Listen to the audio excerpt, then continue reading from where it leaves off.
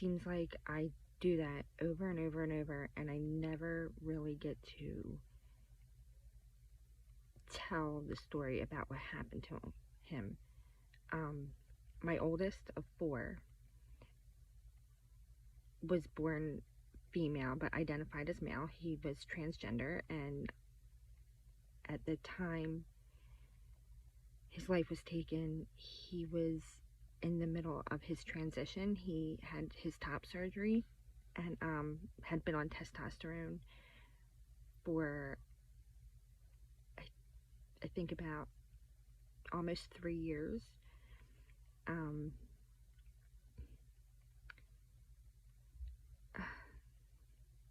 But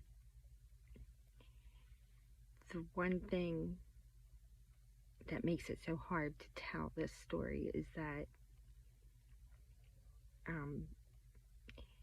Jace was 25 when he was taken, and he suffered with addiction, and there was years where, you know, if he would have died from an overdose, I felt like I was grieving a living child, you know, through that 8 years. And I mean, the one thing about addiction that isn't talked about much is the other side of addiction, which is the family and the loved ones who are trying to be supportive during that journey. And believe me, Jace, you know, I guess down the road I'll share some of the many letters from his many journals too, you know, what type of person he was even through addiction. And during that time, I really believe that Jace was meant to be here. There was a reason for him to be here. You know, maybe it was to help others, or for him to share a story, because he had overdosed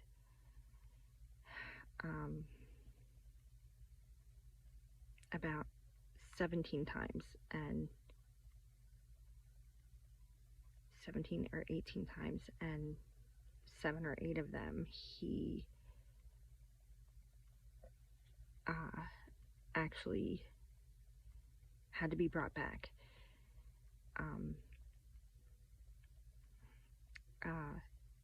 During his addiction, he would never stay at home. You know, it was like, oh, Mom, you know, I'm going to move in with so-and-so, and I'm going to get a job, and da-da-da-da, and, you know, I guess I was not naive. I just really was praying, you know, that what he was telling me was the truth. You know, hope for the best, expect the worst. And the worst was always like, you know, oh God, I can't even tell you how many times I would arrive to the hospital and I would jump into bed with him, you know, and say, tell him, like, you know, he would say to me, Mom, you know, this is going to kill me, and I just want you to know that. And I'm like, oh, it's not going to kill you. You know, if you die, I will die. And to be honest, I feel like the person I was did die. I also have to, I made a mistake in my short video. I said that he passed September 20th of 2020. It was actually September 5th of 2020. I thought I had one of his memory cards in here.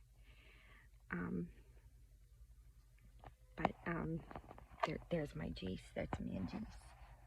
Right there. If I can get you in. It's my little wall. I'm sitting in my little nook, my walk-in closet. I have like this little nook, and I just kind of where I spend my alone time and overcraft, and my OCD gets all crazy. And then there's nights like tonight where I'm just not gonna sleep because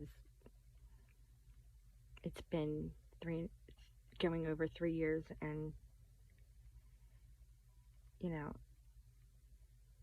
I don't know what to do. I am going to tell the story. I am going to do it.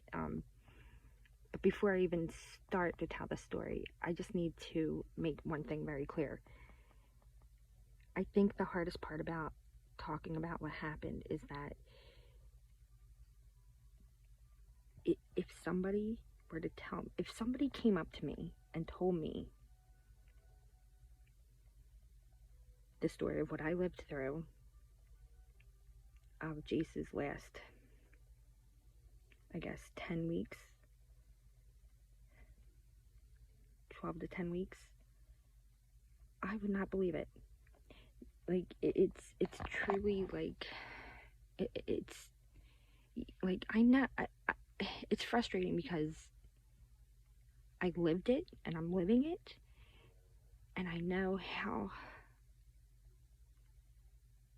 unreal and insane it sounds, you know. But in August of 2019, Jace was in Altoona, and I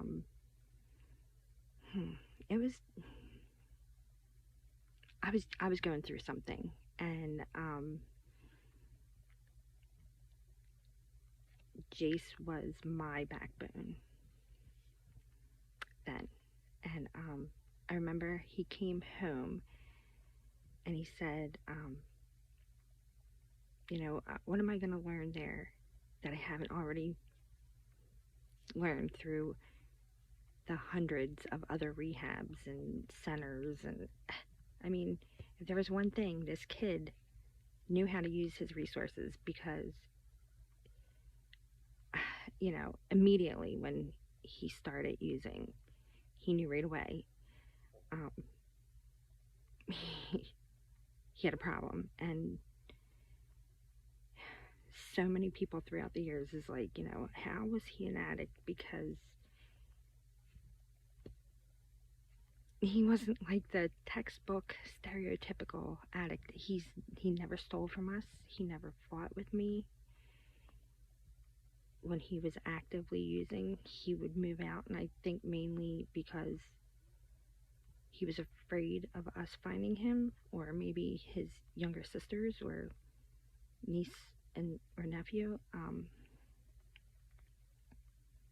He was just ashamed of it too. He blamed himself always, and it was really sad to go through. You know, he was feeling defeated, and just had such a big heart and trusted so easily that, you know, whenever he would go into his little stints of being clean, he was like, you know, I would tell him, you know, you got to keep these walls up and watch who you trust, and you can't believe everything everybody tells you. I mean, you know, of course he lied a lot, but he never fought with us. And the funny thing is that he would lie and then, oh my gosh, tell us way too much. I mean, as his mother, I sometimes would be like, why are you telling me these things?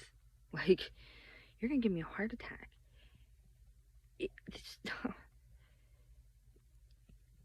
I could go on and on, but anyway, let me just stay on track. August of 2019, that last year of his life, he was clean. And And like, I mean, we all felt it. I felt it. And have that gut wrenching knot of, you know, hoping for the best and expecting the worst. Like, I mean, we spent every single day together, and we would go to the store arm in arm, you know. And it I mean, I'm grateful for that last year, but you know, his big heart and you know, his desire for this old-fashioned true love, you know, romance was another issue. You know, he would love people who didn't deserve it. He would love people no matter how bad they treated him. He felt like, you know, he just loved with everything, like everything in him. And that's what happened. So there was an acquaintance from a few years prior that he reconnected with, I guess through social media or something. I have Instagram. I don't have Facebook. In fact, I'm very tech challenged, so believe me, there won't be any editing or anything because I don't know how to do any of that. I can barely use a cell phone. I can barely even use my remote to my TV. So that's how, that's another issue, I guess, why I'm stuck where I'm stuck. So that last year, he reconnected with an acquaintance from years prior, and I really never heard of this person. And you know, I don't have an issue with saying who these people are by name, because I'm so angry.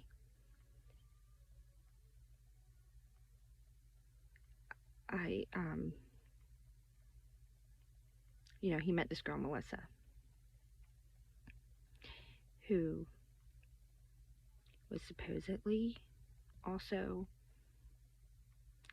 not using, who was also trying to get her life together. She had 2 children. I mean, you want to talk about, you know, sucking and roping somebody in. All you gotta say is babies, kids, you know. Jace was all on board, you know. But I begged him. I said, you gotta start off slow. And he was like, yeah, you know, I'm not, you know, I'm just talking to her, you know, blah, blah, blah, blah, blah. And so, about, I don't know, I want to say a month, but maybe it was less, a few weeks of them seeing each other, talking to each other, getting together, or whatever, he brought her over, and we met her daughter. She had a son who was like 10 months old, and, you know, I didn't think one way or another. You know, I just was hoping that everything that she was telling Jace was the truth. Apparently, she had just gotten off parole. You know, that's always, you know, a winning, you know, pick me up. I'm getting off parole, but I didn't even ask. You know, one thing Jace was, you know, very into second chances, third, fourth, and fifth too, chances with people. But it was new, and he was with me all the time. We were in touch constantly. And you know, I feel like because he was turning 25 when they were first dating, and I think he felt like, you know, I'm 25 years old, and I should be not here, but I am. And you know, he was going to therapy. Like I said, he got the top surgery. He was clean, going to church. attending meetings. I mean, really being an inspiration to others and seeing this girl. So, of course, I begged him. It was like I said, a month or maybe a few weeks. He wanted to move in with her at her mom's. And I was like, why? Just date. Just date. You don't have to live with her. I didn't want him to leave. But he's like, no. I promise the first sign, I'm back home, Mom. I'm back home. And,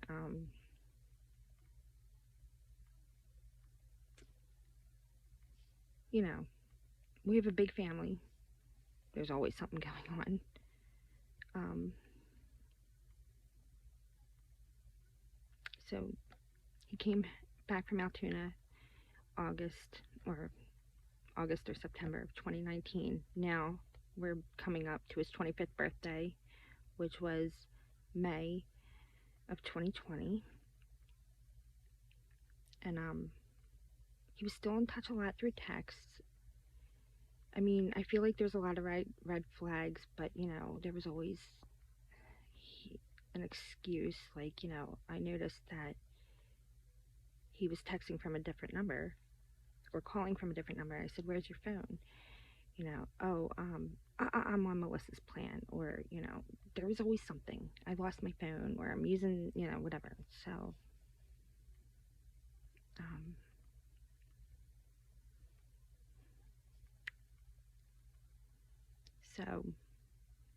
from June, July, and then the beginning of August,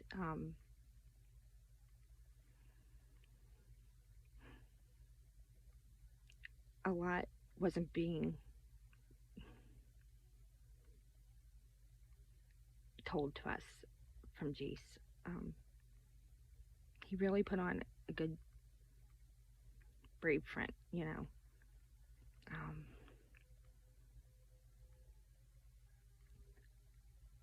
I'm just thinking back, I remember a couple times.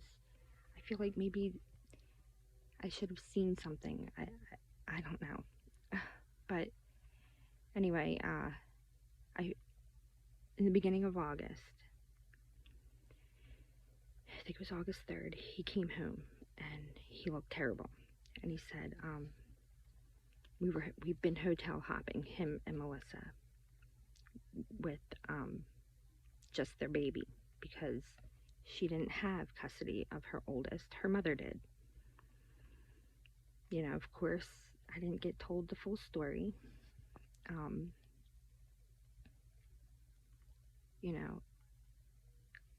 He was still defending Melissa, but not really. They were at a hotel, and this kills me.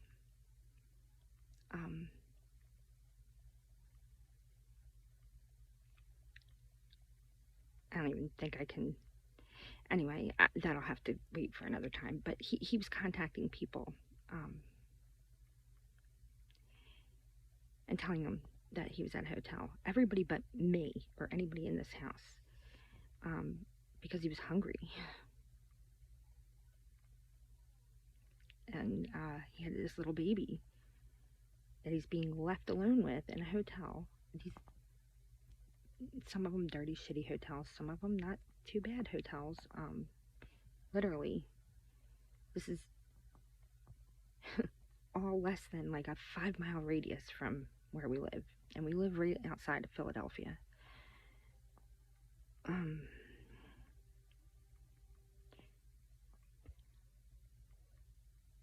Actually, it is so much harder to tell this story than I always think, but I think I'm going to have to save a lot of the things I'm keeping out for another time. Maybe just kind of get there when I can. But what happened was, Melissa had been lying to Jace. She was a prostitute. She never stopped. Apparently, from what the FBI had told us after Jace passed, she had been a lifelong criminal, which she was introduced to this life by her parents, because they started selling her, I guess, at 13. Introduced her to drugs, introduced her to this lifestyle, and, you know, I don't know if, I can't imagine anybody liking to live like that, but I guess you don't know any different.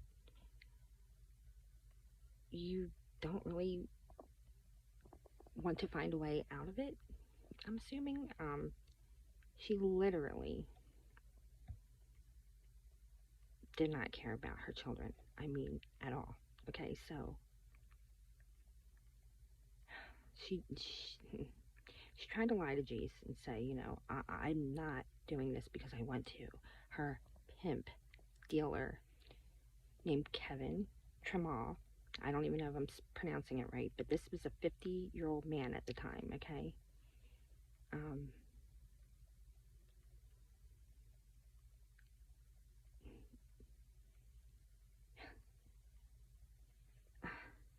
Well, anyway,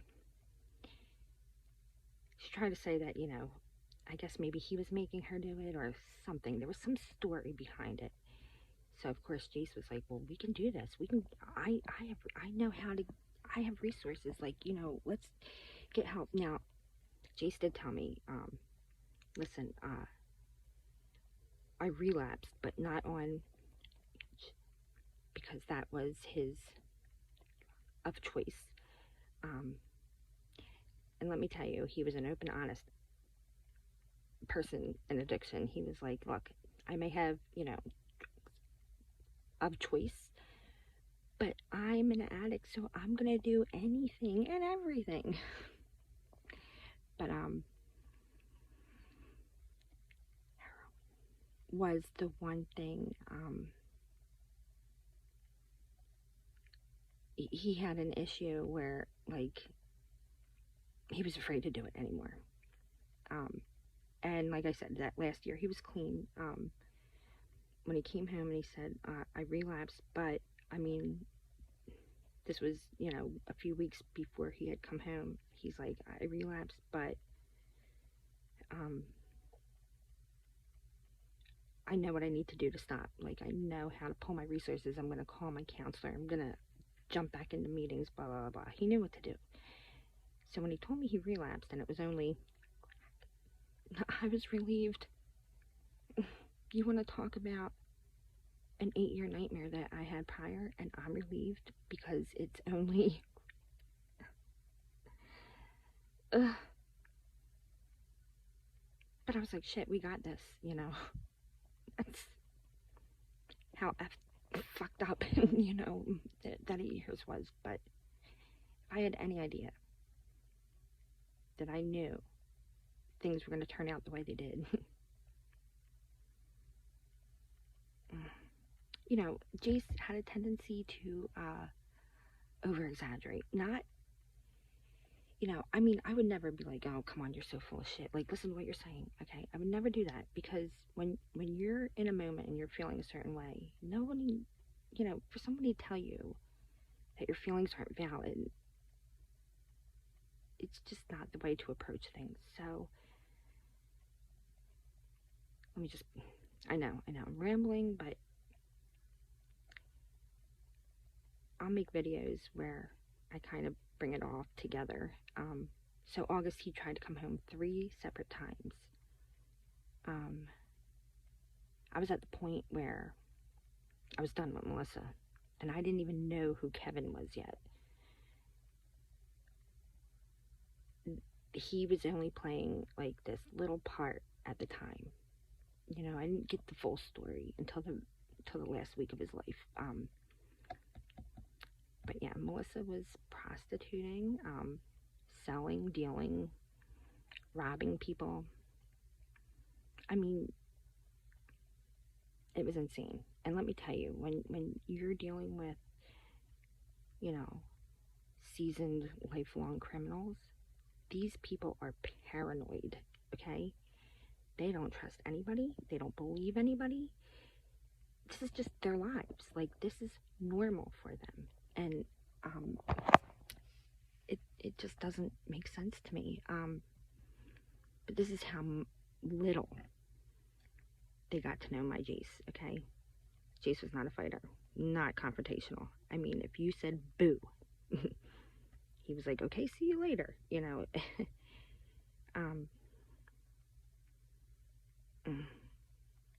But the day he came home for the final time, I remember I was in my room, and my second oldest,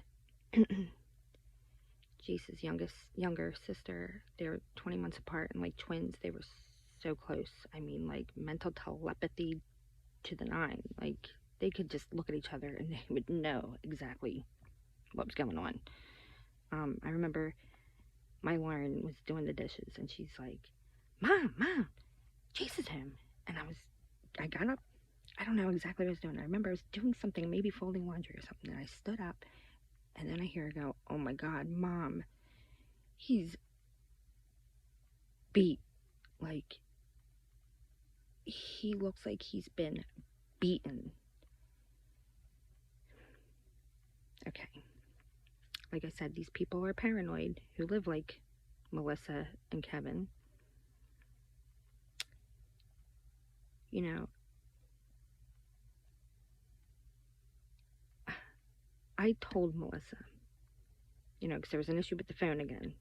I said, I need to talk to Jace every single day, not through a text.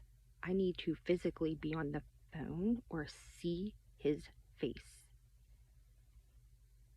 You know, I need that every day. And if I go 24 hours and I don't hear from my 25-year-old child, yes, 25-year-old child, I will report him missing. This girl must not have known that I'm crazy. So, 2 weeks before he came home the last time, she was playing with me, you know, oh, Jace will call you tomorrow. There was no excuse. I gave her a full 72 hours, and then I did go to the police department. And the cop that I dealt with that night was wonderful, wonderful. I wish I would have gotten his name. In fact, I wish I would have gotten his name so I can go back today and say, get out of here while you can. This place is fucking corrupt. Bensalem Police Department is the most pathetic pieces of shit. And I never had a problem with the police ever before until I did, basically. And, you know, you hear about this shit on the news and you think, like, when it happens to you in real life, you're like, what the fuck? How is this real? But anyway, I went and reported him missing. I'm at the police station, and this idiot, Melissa, you know, texts me. I call her. I said, listen, I'm reporting him missing. I don't give a shit about Melissa. I don't give a shit about Kevin. At the time, I did not give two shits that, you know, she's a fucking, you know, prostitute, and he whatever they're doing, they can do it. Give me my child and move on with your life. But I'm at the police department, and she texts me. And the cop, like I said, he was wonderful. And he said, call her. And of course, I get a voicemail. So I start leaving a message, and he's like, give me the phone. And he gets on the phone, he's like, hey, listen, Melissa, I have a really worried mother here, period. You know, all she wants to know is that her son is okay. You know, I understand that, you know, he had some issues in the past, so she worries about him, which is understandable. You know, I just need, you know, for the sake of this woman, for you to have her son call, you know, because she is here reporting him missing, even though, you know, technically she kind of has an idea that he's with you.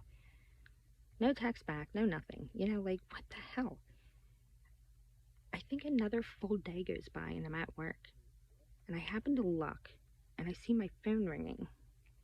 Because everything was on silent and not even vibrate or nothing, just completely dead silent. Like, I mean, I'd have to physically be on my phone to see if you're calling or texting me.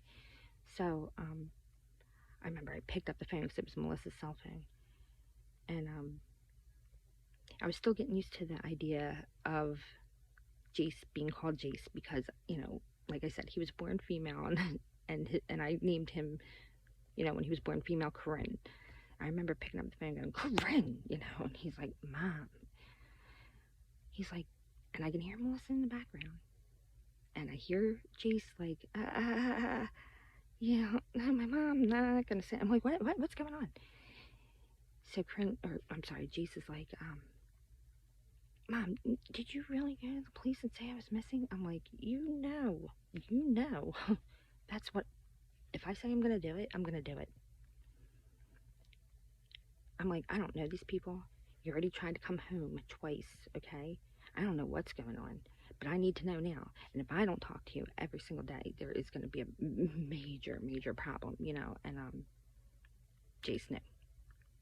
I can kind of hear bits and pieces of Melissa in the background. I said, look, you tell her not to worry about what the hell I said to the police, okay? Because you know what? Nobody's fucking worried about her. I'm worried about you, period. That's it. I'm worried about you. But because, I don't blame myself because I know I did the right thing, and I know that Jace didn't blame me either. But because I went to the police and reported him missing, about 3 days went by, and I was only getting texts, and I was getting really angry at the time before Jace came home, but it was like 10 days, 12 days before Kevin murdered Jace, and because I went and reported him missing and they weren't sure of maybe what I had said to the police, they had him at a hotel and beat him so bad that his autopsy showed his whole face was fractured, like healing fractures.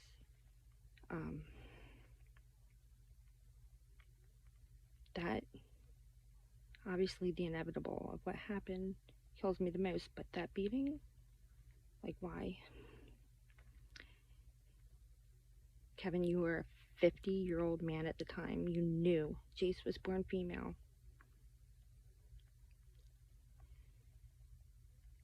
So if you felt like a real man, beating him unconscious and leaving him in his own vomit and piss in and out of consciousness for 2 days in a hotel, I hope you feel good about yourself.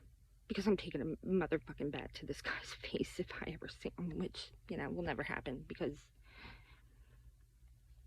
he's under police protection, apparently. He's a CI now. Piece of shit.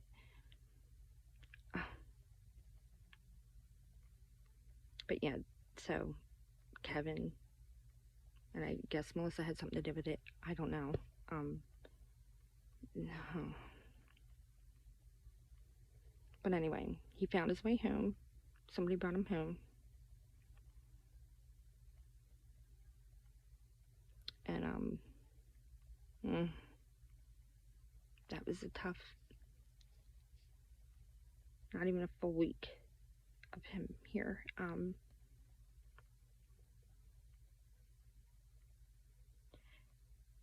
He was so beaten, and I wasn't just gonna sit here. I knew he was scared, and he was always constantly, like, afraid that maybe they were looking for him. I said, we're reporting this assault. This is an assault. Oh my God. I didn't grow up with cell phones to instantly video or take pictures or get police officers' names. So, like I said, I'm not very good with technology. But that day that we went to the police department,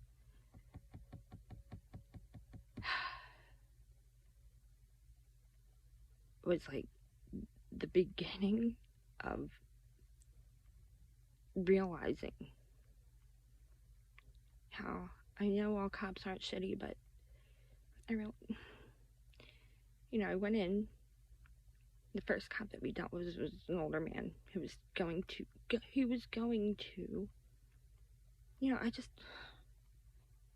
I wanted something on record.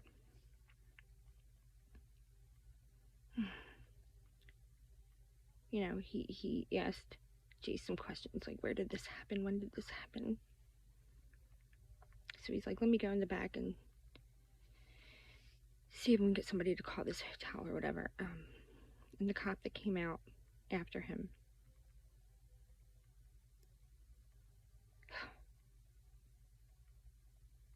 he was like a short, stocky, dark-haired cop in plain clothes. I don't know.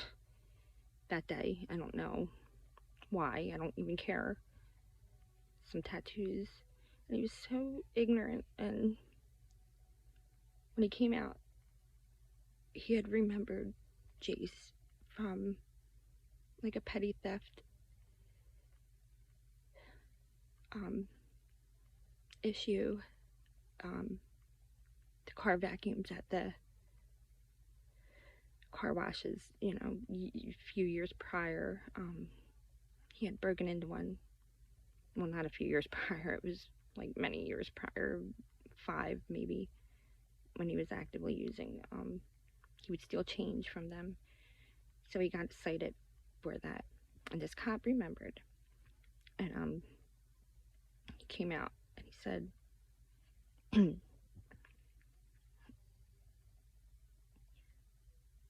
what's this bullshit, Jace crap? Why are you using fake names?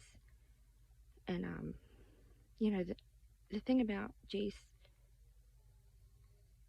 the minute he feels like he's being put down or not given a chance to explain things, you could see it in his face, and he kind of like gives up, But I was there, so he wasn't giving up. I could see it right over his face. And I just looked at him, this cop, and Jay says, well, I'm planning on, and we actually were planning on having his name officially changed.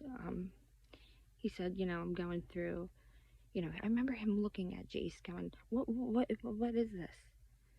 And he's like, well, I had my top surgery and I'm transgender. And he's like, and the cop made like this, okay, because when I hear you, okay, Corinne, giving fake names, I immediately assume that you're up to something.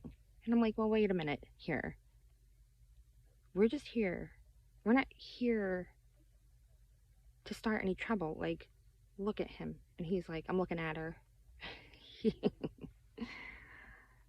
Oh, God. The minute, it doesn't matter how clean you are. It doesn't matter how many years you have in recovery. There's certain people, especially certain people who have the type of jobs where they need to be unbiased and have an open mind. Once you're labeled as an addict, you're always going to be an addict to them, period. Like, you're a criminal, you're this, you're that, And, this is like so unreal. I wish I could get the video. Because, they never took a report. Never. In fact, after that whole Jace, transgender,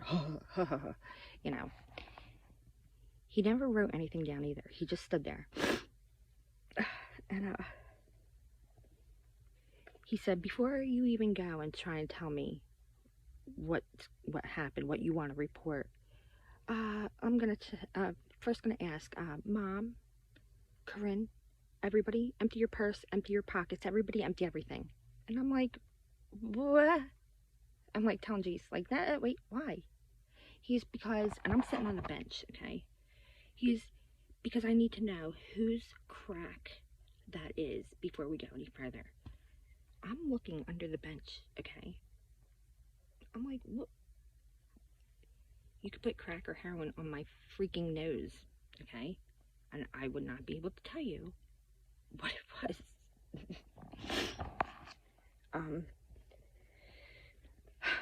um,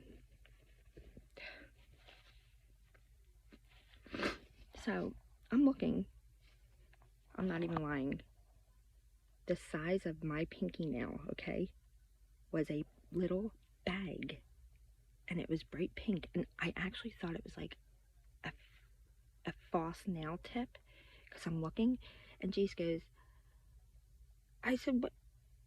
I said, well, wait a minute. I'm not emptying you shit, okay? There's cameras all over here. Pull the fucking videos and find out who's crack, or why is that there? Like, that. Now, when I report, 2 weeks prior, or almost 2 weeks prior, when I reported him missing, one thing I didn't say, when I first walked in, there was something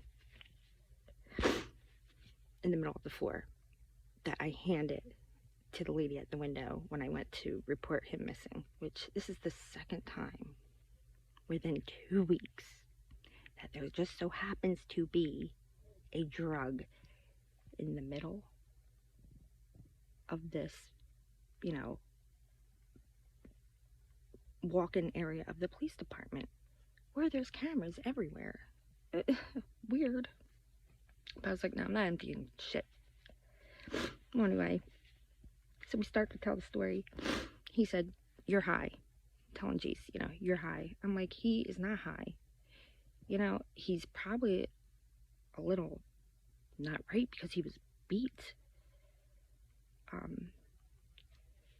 But he's not high. He's been with me, and I've been taking care of him. He hasn't been able to barely get off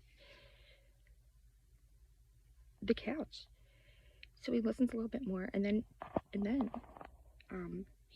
I have to stop right here. I remember Jace was talking about the beating, talking about where it happened, giving full names, phone numbers, makes and models of cars, addresses of not just Melissa and Kevin, but of everyone. Like, I could see, like, he was fed up. And he was like, you know what, you don't believe me anyway, but I'm gonna tell you the truth. And he was like, this is all going on around Parks Casino. The hotel's there, this hotel, that hotel, this, that. I mean, literally down the street from us. And the cop, he is, you just sound like a disgruntled ex. How do I not know you didn't do this to yourself? He wanted to know. He was trying to say that Jace could have possibly beat himself. If you, I almost lost my mind. In fact, I bit my tongue, I think, well, to the very end. Like, I couldn't anymore. I finally lost it when he's like, I'm not, Jace said, which, I mean, I thought it was a little exaggerated myself, but, I mean, I took him seriously. It's how he felt. Jace said to the police officer, look, if you're not gonna take a report of this, of what happened to me, then I need to know, how can I be protected, because I'm afraid for my life. This was 4 days before he was taken. He said to the cop, I need to know how to get protection. If there could be patrol around my neighborhood, my house, because I'm afraid for my life. And the cop laughed. He snickered.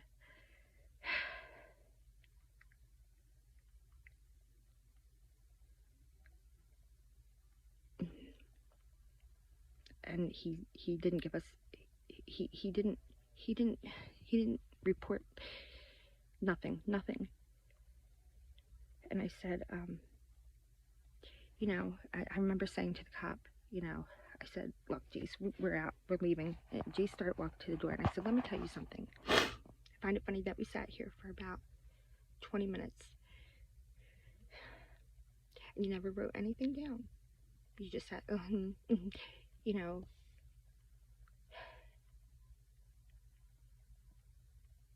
you humiliated my child for being in recovery, for having a problem in the past, for being transgender.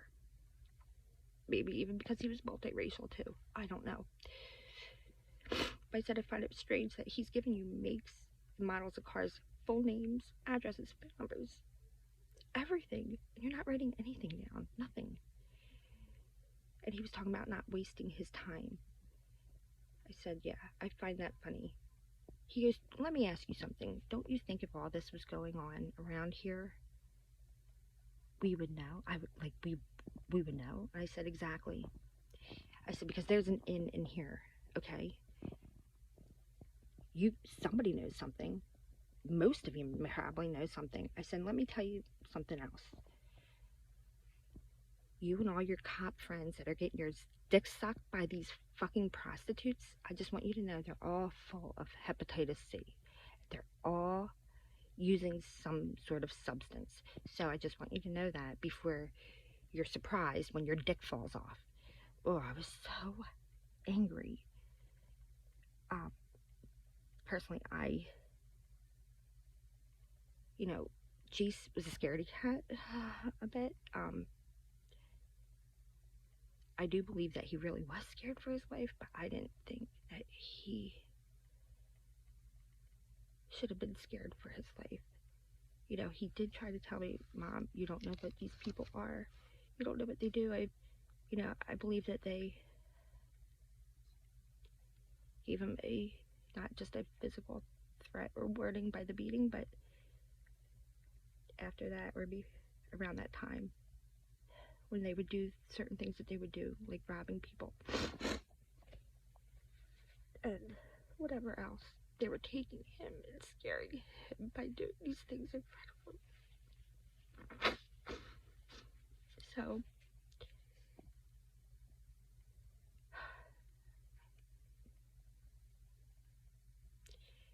in the really early morning hours of September 5th,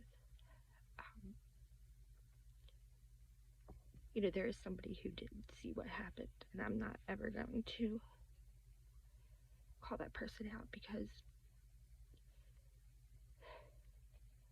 it's somebody that I love. And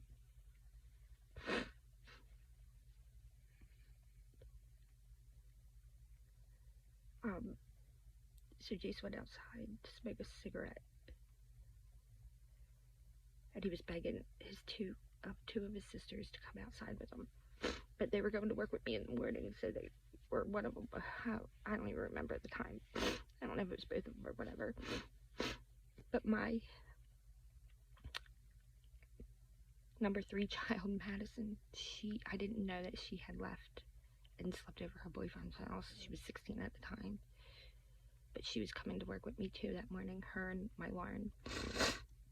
And what happened was, I found out the whole story. The person that was with Kevin that morning, that early morning, ironically, she's dead now too. But I'm glad she told somebody who would tell me what happened. He had parked over. There's a little shopping center right across the street from us. And he had parked over there. Like, Jace, why? He walked down. There's like an empty lot directly in front of our house, and my Jace walked across the street, and Kevin was trying to get Jace to buy or whatever, something already drawn up in a syringe. Jace was like, no. Then he realized what was going on, and he begged for his life. And when he came to start coming back to the house, Kevin took this syringe and plunged it into my child. Not like the arm or anywhere where addicts use it. I'm not gonna expose the spot, but in a spot that, you know, I wonder if you're just in an awkward spot. And he had planned this. He dragged Jace over to our front step. Just left him on our front step. Went through his wallet, left everything out on our little path. Stole his last $11 that was in his wallet.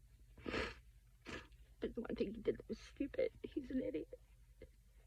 He kept that syringe and put it in Jace's left pocket. The syringe plunger does not have my Jace's DNA on it. There's 3 DNAs on it. When it came out of Jace's pocket, when my husband started doing CPR, because my Madison found Jace that morning. Like, I remember my Gracie, my youngest, was 13 at the time, and she came in my bedroom and she was crying, and she's like, Mom, something wrong with Jason. He's not waking up and we don't know what's wrong.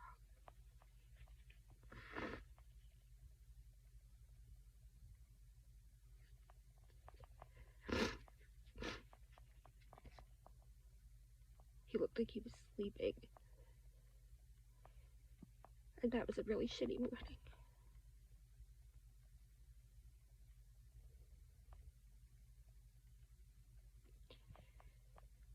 But 1 month later, it was like October 5th, I had 2 FBI detectives come to my house, tell me that they had proof through text messages and other proof. They were looking into somebody else that was wanted by, who was in federal prison, that Kevin and Melissa were supposedly working for or something. But they figured, you know, this is what, you know, they have no problem lying to victims and their families, but like to the criminals, lie to them. Don't make deals with them. Get what you need and then just say, psych, I'm locking you up too. But no, they made a deal with Kevin because he's a rat. He had never really been in any major trouble before. 50-year-old fucking rat ratted this guy out. And you know that he's back at it, selling drugs, messing around with these young girls. And he's, what, 53 now? Kevin Tremell, Tramell, or something. God.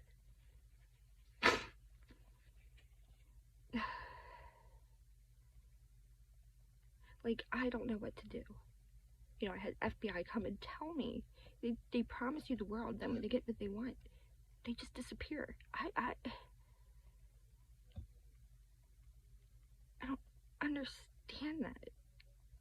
Like, this, I mean, I feel like I've wasted so much time. I'm sure there's no video, you know. I know everything gets archived or whatever. You know, there's a way that they can find it, but they'll never find it. The FBI even told me that day. They knew I went to the police station. They wanted to know why the police didn't file a report. They wanted to know why I was there, because all they had was video evidence of me coming in.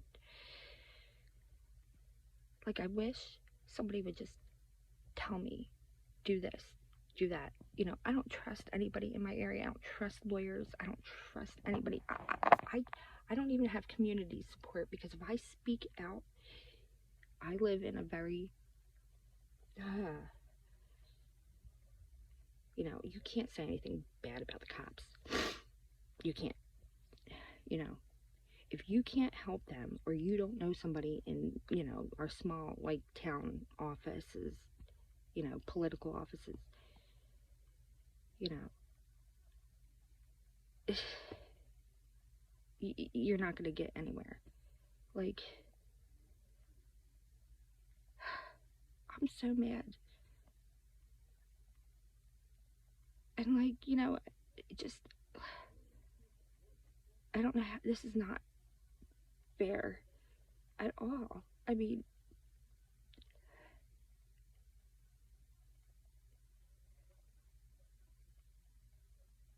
this is not okay. And I don't know what to do. You know, the first year I was so numb and so in a fog. I couldn't even leave the house. I still can't sometimes. And I know this whole story sounds so insane and not true and not real. But I live in a very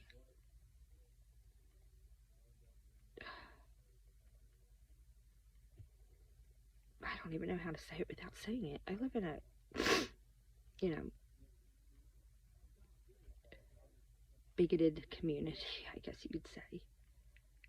Pro-police, I mean, God forbid. I went on one of those neighborhood apps and tried to tell, like, I had a blog, and I was telling story, and, oh my God, the things people would say to somebody who had, like, this is like 3 months after I lost Jace. Like, people don't care whether or not I was reading this story that I just told, and whether or not I believe them. The thing is, I'm not going to reply or respond the way they did to me, because this person lost a child.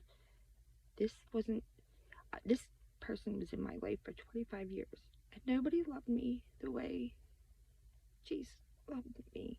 And that might sound really bad, because I have 3 other kids, and I have 3 grandkids. But I remember one time, it was probably a year and a half ago, and I'm going through menopause too, which is so much fun. I remember just feeling like I was just having a meltdown. And I went outside, and my alarm came out, and I remember saying, what is wrong with me?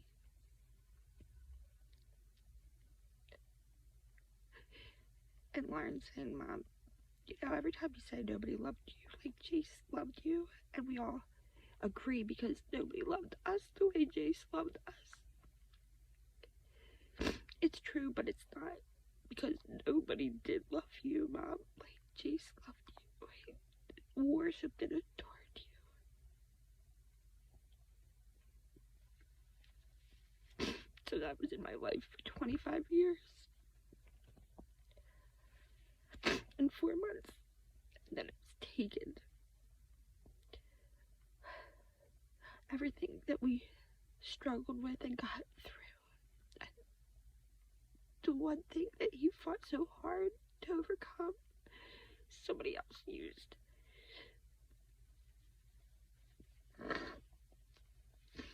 That first year, I remember feeling so crazy by not getting any answers. I was emailing and writing letters to the White House.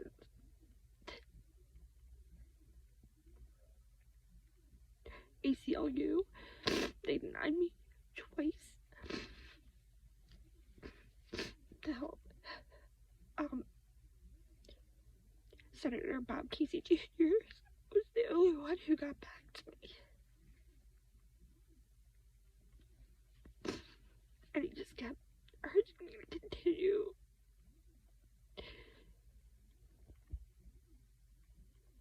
Writing. You know, I can't keep doing this because nobody hears me. I want something to be done. And there is a lot I left out. There's a lot more.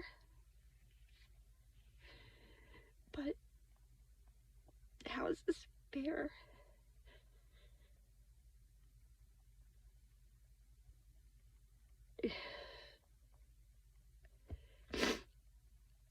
So, that in a nutshell is what happened to my Jace, and I can't even bear to look at his picture sometimes because he's so alive and so full of love and life.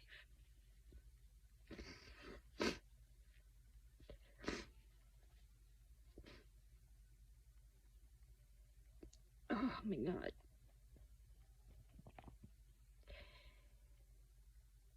I feel good about,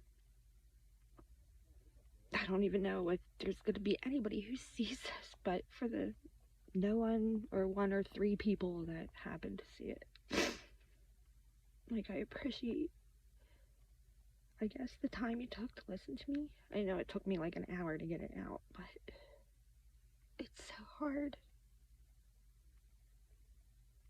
You know, you just question everything.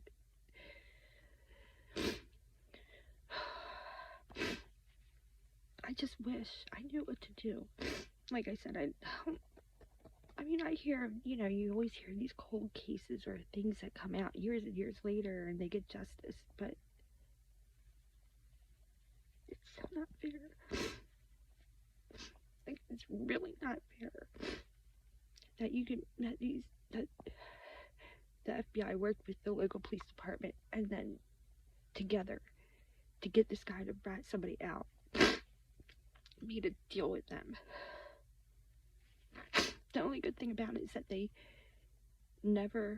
was never charged, but they had evidence and proof that they, you know, oh, it's frustrating. I'll have to break it down better and kind of piece it out a little bit better along the way, but for 3 years I've been like, I'm gonna tell this story, I'm gonna blog it, I'm gonna do this, I'm gonna do that, and I never get to it because I'm too busy explaining the type of person Jace was, and like he if there's anybody in the world that deserves some sort of justice or answers, it's him, my baby.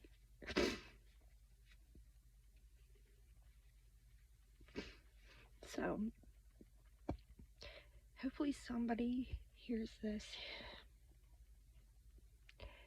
and maybe just hears it. I'm not asking for anything really, because, you know, my whole life is a shit show. Like, if I think about it, oh my god. Like, I'm sure a lot of us feel that way. But until the next video, I'm gonna try and get myself together here. Try to go to bed. Probably go and chain smoke on the porch.